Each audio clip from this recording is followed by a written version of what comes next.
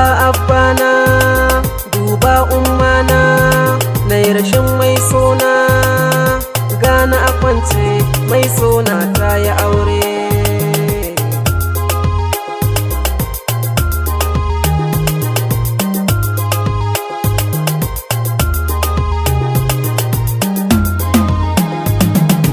Abbana kai ne ka hana ni auren Fati, hakan ya jawo kun kawo ni asibiti.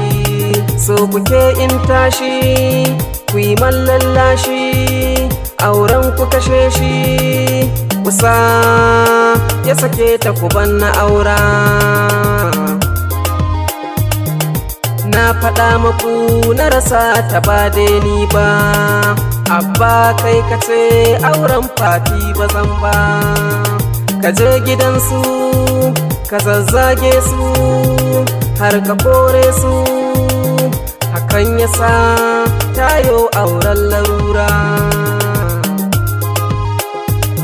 Dan ba su da komai ka hana na auren yarsu, dan kai kana da shi ka hana na auren yarsu.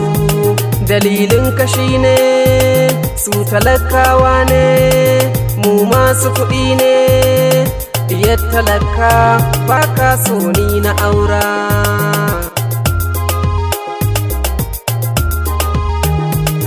To gashi yanzu na kamu da ciwo, ko da na mace abba na kai ka jawo.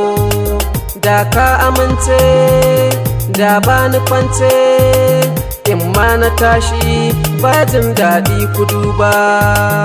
Masoyiyata ta yi aure ba da ni ba, rayyana ƙuna na rashin mai sona.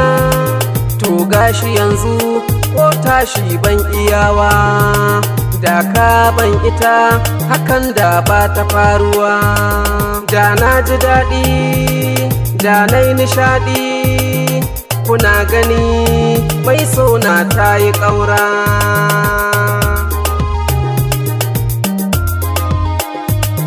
Abba da umma aure ku kai na ƙauna, to ni mi yasa kuka rusa farin cikina. Da kuna sona da za ku nuna farin ciki guna yau babu saura.